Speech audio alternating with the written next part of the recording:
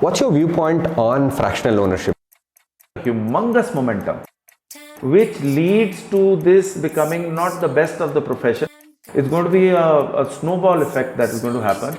Time goes by so slowly. Time goes by so slowly. Time goes by so slowly. Time goes by so slowly.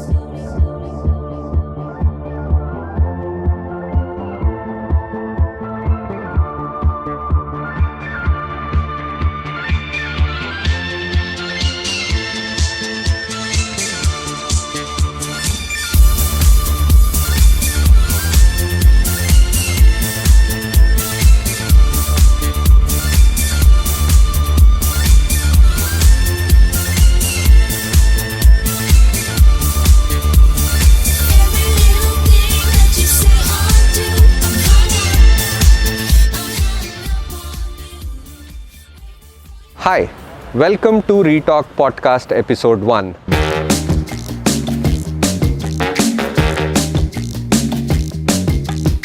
Today we are going to meet an eminent thought leader from real estate industry. Do you want to know who it is? Just keep watching. Hi, my name is Musawwir.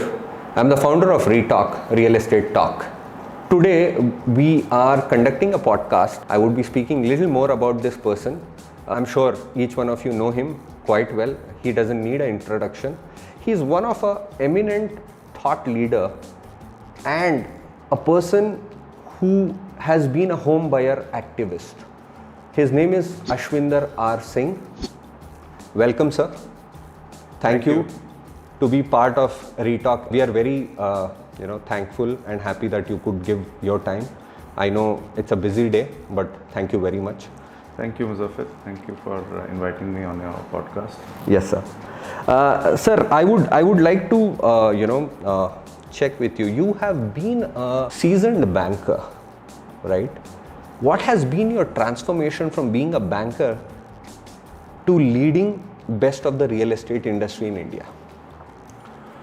Well, I never planned to be in real estate. Yes, I have been a banker and spent maybe 60% of my career in banking. Superb. It is just that, as they say, man proposes, God disposes. Right. Over a period of time, I did multiple businesses in banking. Superb. So I've run the cards business, I've run the wealth management business, I've run lending, personal loan. I was also the group head for mortgages for Bajaj Finance. Superb. Leading both the corporate lending as well as the retail lending. And as destiny would have it, I always had this thing to do something entrepreneurial, and I got an opportunity to kind of run India's first real estate startup, which was India Homes. Superb. And basically we were credited for institutionalizing real estate broking in India, and they were looking at somebody who could kind of put everything in place. And at that point in time, we raised around $25 million over a period of 2-3 years. Which year was this, sir? This was, I moved into real estate in 2012. Okay. And I think that time the industry was blooming, right? yeah, the industry was booming, but I moved from one of the most organized sectors to one of the most unorganized sectors, and a lot of people really didn't have a lot of confidence in me, and they thought that I don't understand real estate. And there are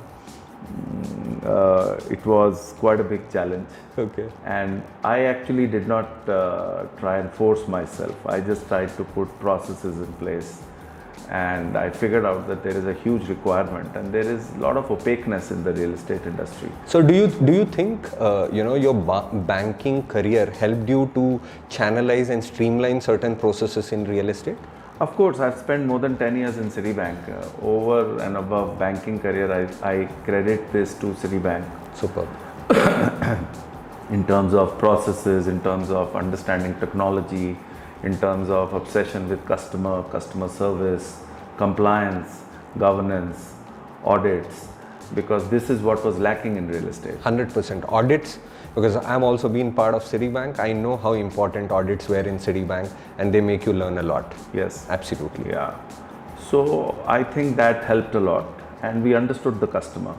And there was a time when I was along with my team doing around 200 crores of real estate sales Superb. at that point in time. Which is quite big. Yeah, and we had around 300 people across 7 cities in India, and that's how my journey in real estate started. Amazing, sir.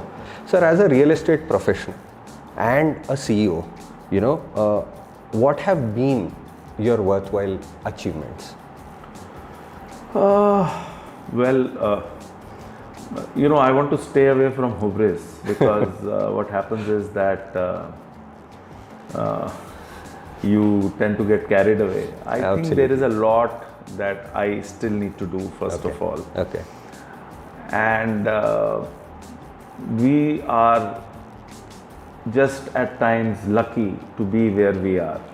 Absolutely. And as human beings, we generally are not very happy with whatever we get. But I think my top 2-3 achievements have been, one, as I said, I'm credited by the industry for institutionalizing broking in India.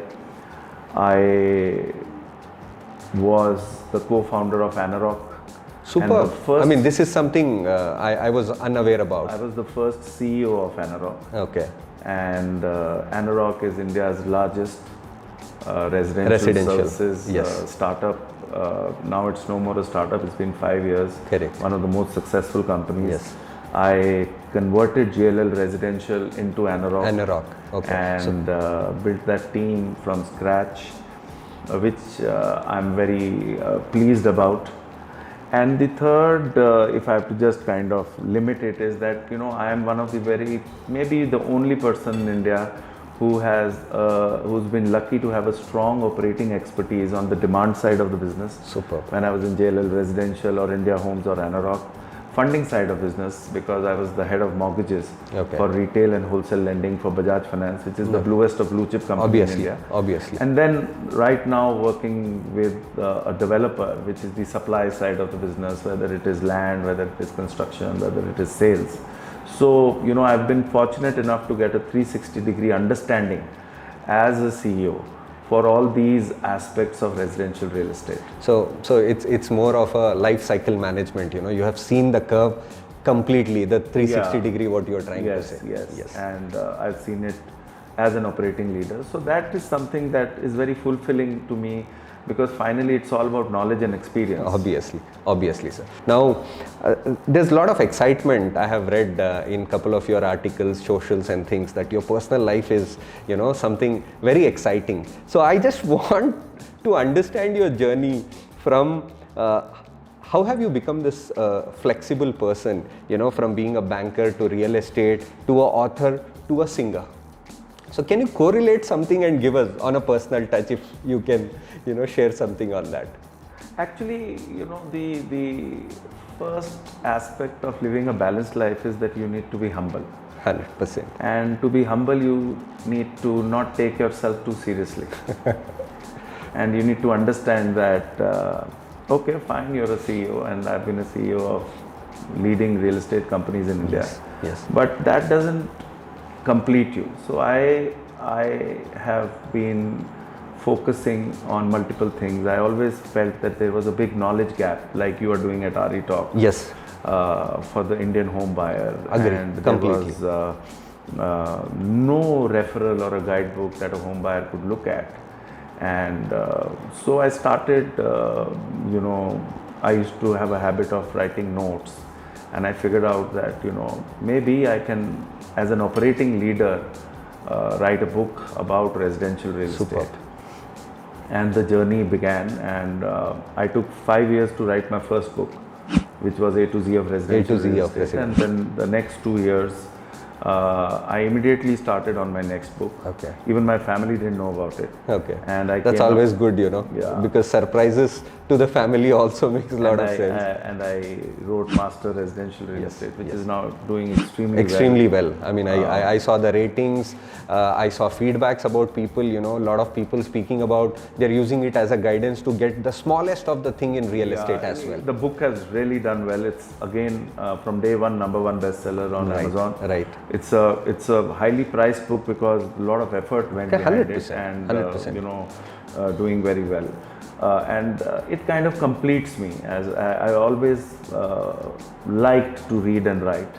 And so I used to take out time. You have to take out time. You That's have right. to work. How a do you little manage, harder. sir? Please give us some tips. How do you manage work-life balance as an author writing book? And then anyhow, you haven't spoken about singing. We would love to know about that as well. I think you know, I generally do it by spending. I write at night. Super. Mostly, maybe I sleep at around 11:30. So 10 to 11:30 is when I 11:30 do that my time. research and writings, and it takes time. It takes a lot hard of work. effort and time. Because you know, it is also the quality of the product that matters, and I don't push myself on the timeline. Okay. So I kind of give myself that much of space that when it is going to be done, it is going to be done. So I don't put these goals and all that, you know, I have to write this. There are book and no I have set to- targets saying No, timelines, not targets at are all. not set on that. Not at all. I have never believed in targets despite being always in sales and business. Correct. I only believe in inputs because Sure. input is in our control, the output is not in our control. 100%. And so that's the way I take out time. It's not easy. And as far as singing is concerned, I always used to sing, but I didn't know that, you know, I'll end up. So finally, I met somebody and they had a studio, and I went and I sang. And my first song was launched and released by Kunal Ganjawala. Super. And it was an instant hit, and that is when Saregama kind of reached out to me, and they said that there is no active CEO who's singing. Singing. And have you learned? So I said, no, I have not learned. Okay. And then I did 3 singles for Saregama, Oh, very which nice. were launched by them on their open stage. Okay. And that was something I used to do on Sundays. Okay. And So it that- was more of a weekend activity for you. Yeah, and that kept me kind of meaningfully engaged. And I think, you know, finally, the legacy that you leave back is not going to be, you know, which CEO you were and how successful a CEO you were, but what is the contribution you have Contribution done you to have the done. society. There are so many CEOs who were there, who are no more, who are dead. I don't think anybody remembers them. Correct. People remember people like Nelson Mandela, people remember people like Abdul Kalam Azad, Yes. so on and so forth. So at least my grandchildren will always see that, you know, our grandfather was an author. And He was these a are the singer, books, he and was a CEO. He was a singer. Singer. And he sang well, and whatever he did there was some quality behind it. Sure, sure. And it was not pushed. So I think the softer aspects of life are finally more important than the harder aspects of life, because after a point in time, money does not bring you happiness. Money is important. Yes. There was a research I was reading that in America, after you start making $75,000 to $80,000 per annum. Actually, the happiness index has got nothing to do with the income that Income you you have. So finally, it is about having a more well-versed understanding of life. God has been kind, and I thought, let me do certain things which will never die.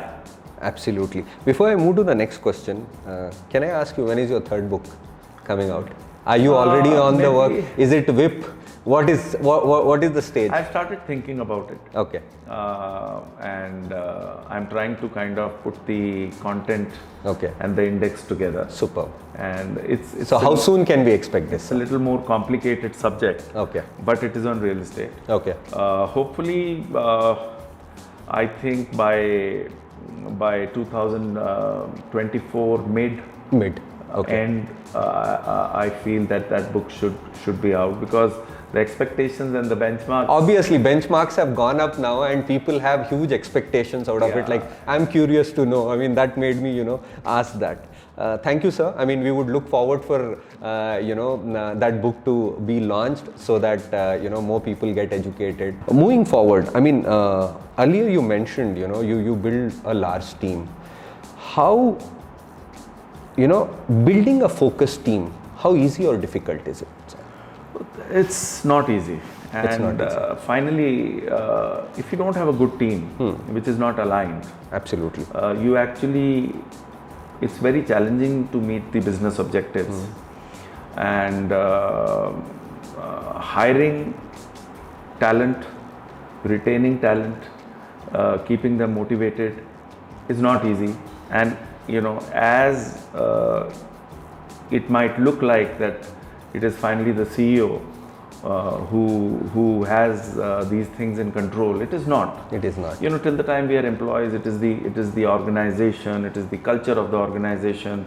Obviously, the speed of the train is speed of the engine, 100%. and the CEO runs that culture. Yes. But finally, you need to get everything in place and all the blocks in place to create an environment where you can identify talent, hire them, retain them, Yes. keep them motivated, and make them highly productive. At an industry like real estate, it's very difficult to retain Absolutely, people. because one of the reasons I think I was able to deliver on business results and surpass my own expectations, forget about others, is because there wasn't much talent in the real estate industry. Because if you look like when we used to pass out, even 5 years back or even today, people would go to BFSI, Yes. FMCG, Yes. capital goods, Yes. information technology. Yes. And those days, banking used to be a in thing. Yeah. When I became the branch manager of Citi Bank, I used to feel I'm an Indian IAS officer. Correct. Absolutely. And, there I was mean, only- our callers used to go up, man, I work with I Citi was- Bank kind I of was a the thing. first non-IAMS, non-FMS, Okay. non-XLRI XLRI. branch manager of Citi Bank. Citi And Bank. there were only 8 branch managers. And if there was an event, it was either the vice presidents who were invited and it was the branch manager Branch who was managers invited. who were. And so that's it. I was lucky to have great mentors and leaders who trusted me. And rest is history. Sir, as you have transformed from author to singing, what's next? Is there any other craft which you already have in mind, or maybe in future we can see you getting into? That's a tough one. Actually, not that I can think of. What I really want to do is that I want to do certain things that have a high social impact. And I don't think you need a lot of money to do that. Okay. I think what you need is an intent and your time. Okay. And figure out how real estate education, and partner with people like you, because you, Musawwir, have a very similar goal. Right. That 70 to 80% people, when they buy a home, Yes. they end up making a mistake. 100%. And I don't think everything in life is commerce, It's not. right? And I want to do certain things which have a social impact. Maybe figure out over a period of time if I can run a real estate school or a training Maybe institute, academy. Like in ReTalk, we always plan about we want to start an academy. or an academy. Yes. I think Amithi already in collaboration with RICS has started Yeah, some so courses I am on the program. advisory board of Super. RACS, Super. Amity University. Then I think you are the right man for us to look into how an I academy am on can the be built. advisory board, and I'm also the co-chair of CII Super. Real Estate Committee, Super. the regional committee, and I feel that there is a lot of opportunity. Lot of opportunity. Which can be done and help people to build a strong career in real estate, help them make it an industry of choice. And real estate is 10% of India's GDP. 100%. I mean, people are not realizing that. Yeah, and I think the time has come, and the next 10 years seem to be very exciting for the Indian economy. Super. And if I can contribute in my own little way in in India's journey, Yes. that would be great. 100%. And I mean, a thought leader like you, people should look up, yes man, this is the knowledge what we are gaining from this man. Yeah. That's how it has to Yeah. be. Sir, I would like to highlight this, we have started a India chapter, something called as WIRE, Women in Real Estate. I want to ask, what do you think about this aspect? Should we encourage women in real estate? Absolutely, but I don't know how you will encourage them because Naredco also has a wing called Mahi. Mahi, yes. And the first founder president of Mahi is a very close friend of mine, Ananta Superb. Raghuvanshi. Ananta Raghuvanshi, I know her She's quite been well. a pioneer. And, She's a superb lady. yeah, and very close friend of mine. Sure. And they are doing some meaningful job, and I think WIRE is a very good initiative. Yes. But what needs to be done is to get newer people and newer, Because the mindset of Yeah. the existing people is completely a different aspect altogether. no, there are women, like 90% of my CRM team is women. Yes. Led by a woman. Yes. A woman, and she's one of our very good resources. Super. Because women are far more focused. Yes. And because they have to really multitask between their work and home. So the 8 hours that a woman puts in maybe is equal to 10 hours that a man puts in. And but there is data to support that. But Obviously, we can discuss obviously. this later.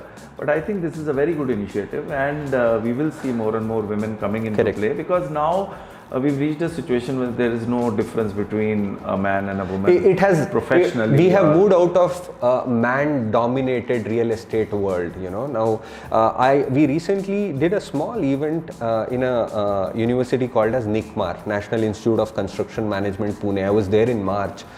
We participated in one of their conclaves. What was there? One of their deans mentioned 20% of women, or more than 20% of women, are studying real estate construction. That was surprising for me, saying that Women are doing very well. The top 4 ranked IAS officers this year are women. women. Yes, yes, absolutely. So why not construction? Why not not real estate? Why not anything Why not else? content? I mean, ReTalk WIRE is pure focus is आपको घर से बाहर नहीं जाना है, आप घर में बैठ के content. You might be good because today when a home buying decision is done without a women's tick mark on it, we don't make a decision. No, and they don't want to stay at home also. Yes. This is a misconception because Correct. now No, they I'm want to just step saying on up. content it could be both Yeah, sides. Yeah. And content is becoming very challenging Very challenging. because Sir, believe content me, is on tap. Believe me, we are on a lookout for content creators on real estate. I have created apps for people to come and start showcasing. Very difficult. Yeah. Genuine content. I mean, copy paste, you will find plenty of them. Genuine content. Yeah. So that has been a huge challenge for us. Yeah.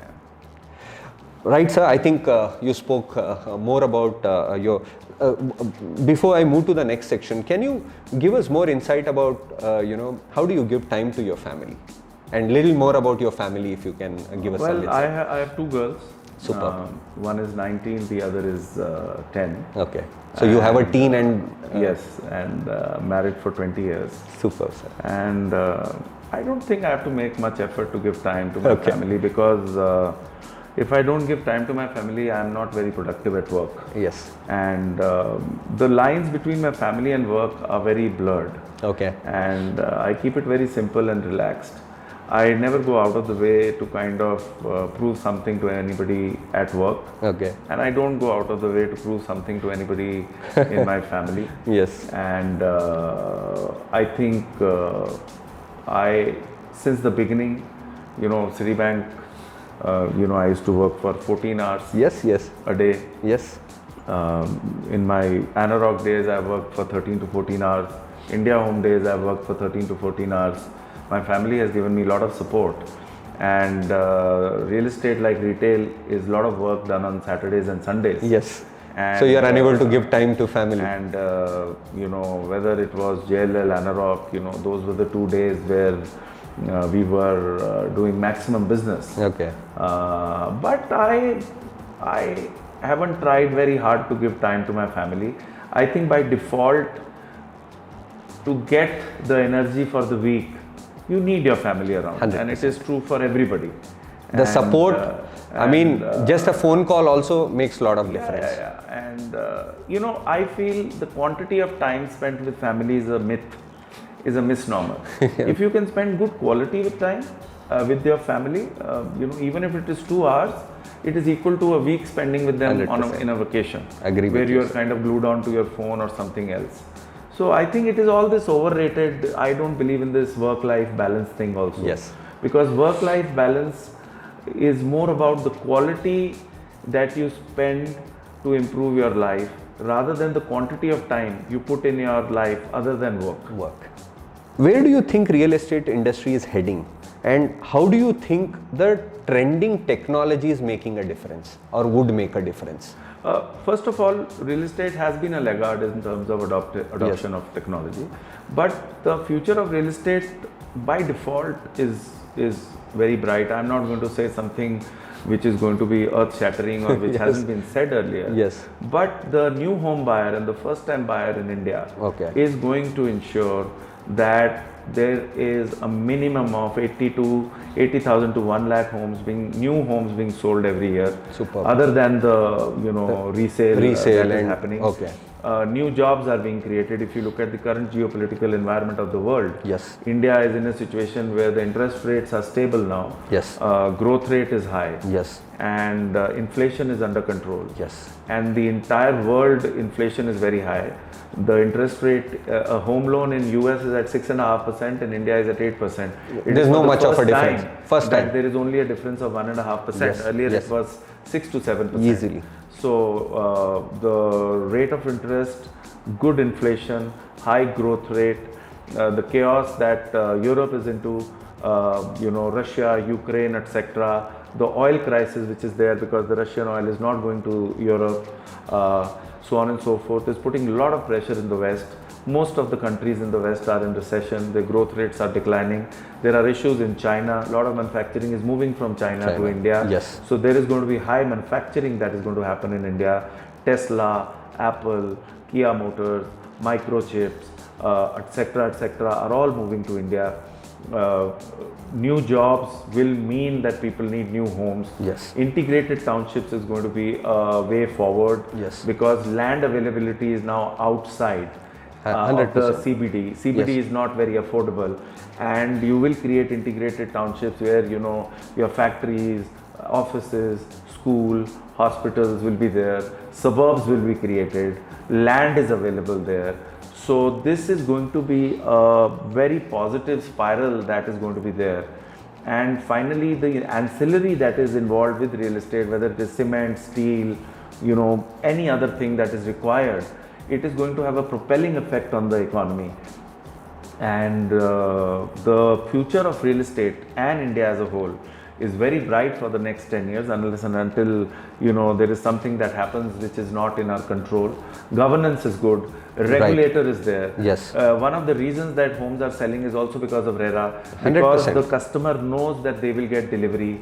Most of the developers now are respected developers across 100%. the country. 100%. If there are lacunas, those developers or those players are being reprimanded or they are getting weeded out of the system.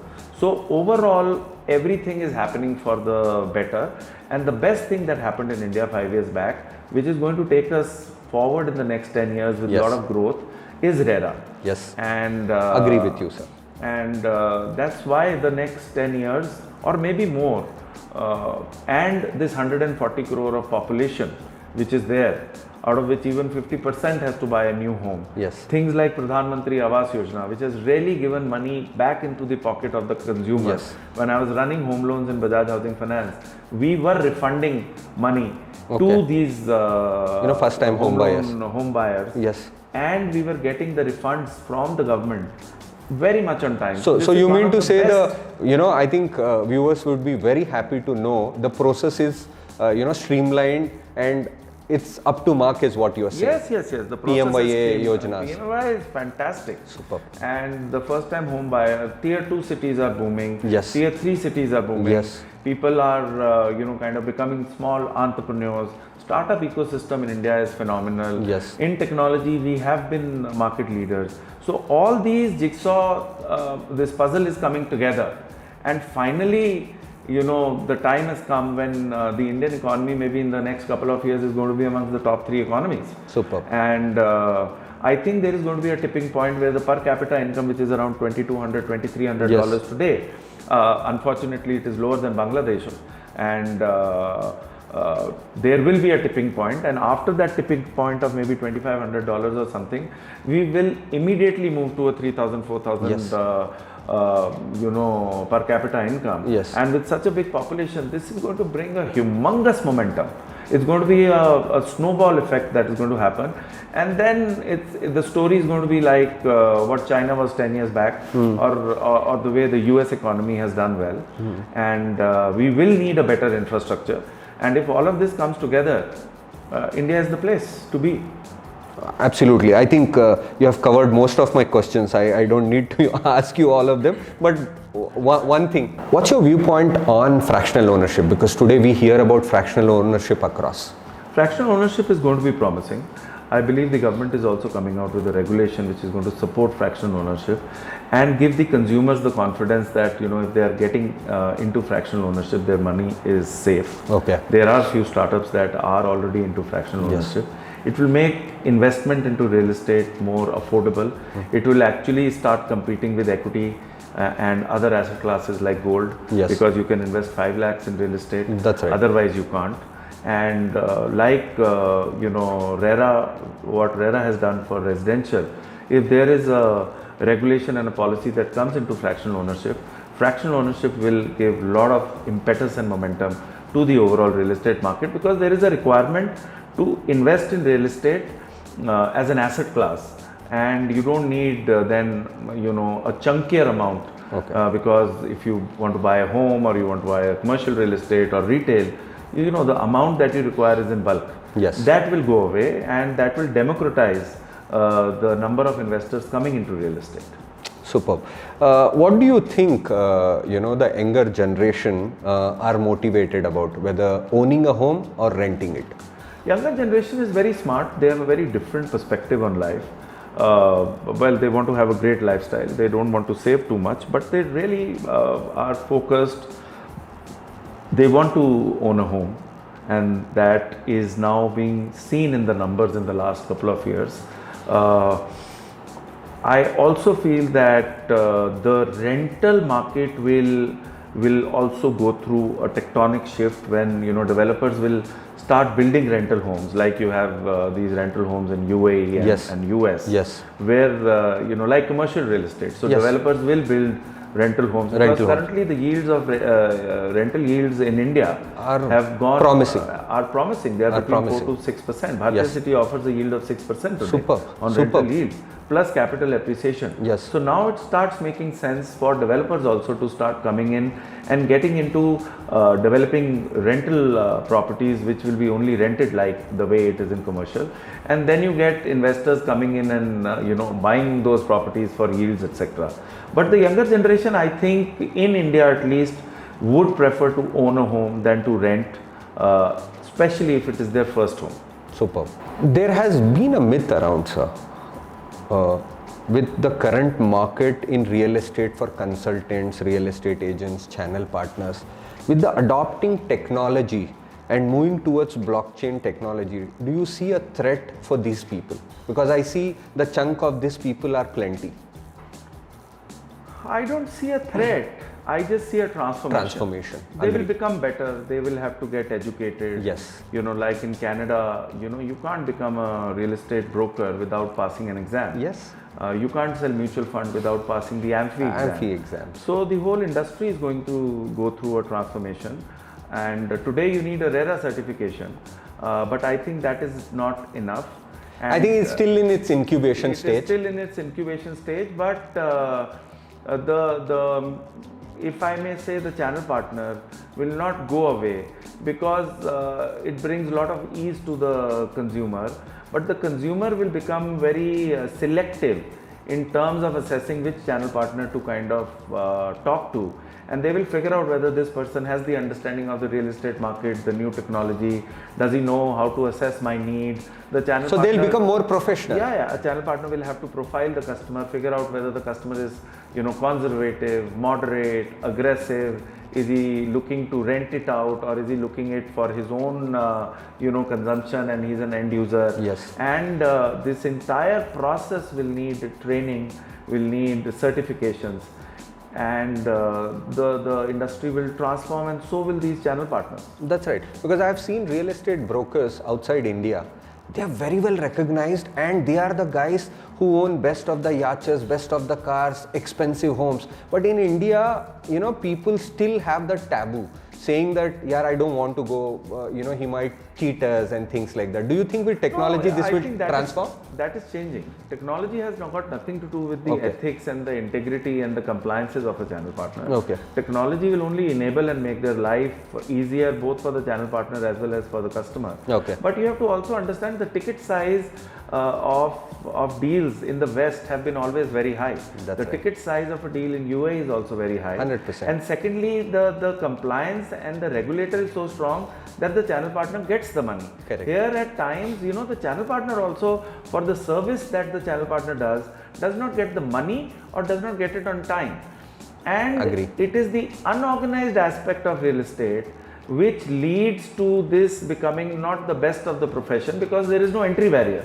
When you have no entry barrier in any profession, then you have everybody and anybody coming in. That's right. And then when you have number of people, it is supply and demand, because the supply of channel partners is so much that the revenue gets distributed amongst them. 100%. And once the supply gets controlled and only the best come into play, which will take another 3-4 years, That's right. channel partners in India will be far more respected. They are respected today also, and they will have a great lifestyle, and they will be proud to be doing this job, because I think a channel partner does the best thing.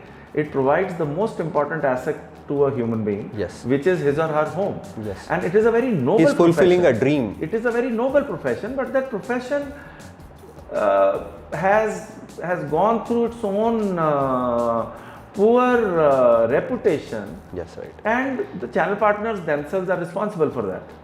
Agree, sir. Absolutely. I think we have covered most of it, sir. Thank you for your time. Before we conclude, 3 takes from you. One on business aspect, one on personal aspect, one for the future generation. Would be very happy, sir. On business aspect, I think the most important thing to become a successful leader is consistency. Whatever you do, you need to keep on doing it repeatedly, and you have to be consistent at it. It is not, it's no rocket science, but people lack the perseverance and they leave it somewhere in between, and that is why they are not successful. If you look at most of the successful business leaders, they have been very consistent and they have been at it. In life, I think my rule is, as I said earlier, it's very important not to become very happy or excited when you're very successful, or to get quite depressed when you are a failure, because you have to understand that success and failure beyond a point is not in your hand. So kind of don't be very tough on yourself. My advice is that as far as life is concerned, don't be very tough on yourself and be original. And what was the third one that you asked me? About the future, future aspect about maybe home buying, sir. Because you have specialized on that, you have written a book on that. I think the future is bright. Home buying process is going to become streamlined. A lot of technology is going to come into play. I think this physical site visit is also going to go away in the next 3-4 That's years. right. People are going to rely on the credentials of the developer based on various compliance platforms. It's a right thing what you highlighted, sir. I think Maharera has bought in that they are going to rate developers. Absolutely. Do you think it's a right move? It is a right move. They are going to rate developers, they are going to rate channel partners, Yes. and there's going to be a time when the way you're buying a shirt online, hopefully there will be a time when people will buy homes online and maybe not do a physical site visit, because a lot of technology will come into play and you would be able to see everything virtually. Absolutely, sir. Thank you very much for your time, sir. I think our audience would get amazing insight about what Ashwinder R Singh ji thinks about in terms of business, personal and future aspects. We would love to stay in touch with you, and thank you once again for your time. Before we end, what do you think ReTalk, how would it add value to a common man's life, sir? No, I think you're doing a great job, Mustafa. ReTalk is a great platform. I'm very happy to be on the show. I've seen your Instagram handle, phenomenal, very creative, high quality content, and making a boring subject like real estate so interesting with a dash of humor. Over a period of time, people like you, entrepreneurs like you, who are investing their time, energy, money into a platform like ReTalk, finally the end consumer is going to benefit out of it. That's right. And the moment the end consumer benefits out of it, ReTalk and platforms like ReTalk have to do well. Thank you, sir. Thank you for your kind words. We would be happy, to associate with you in whatever forum we can in terms of getting more of your knowledge, because that's what we are going to try.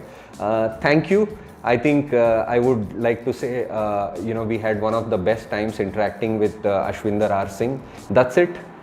See you again with the next episode of ReTalk Exclusive. Thank you.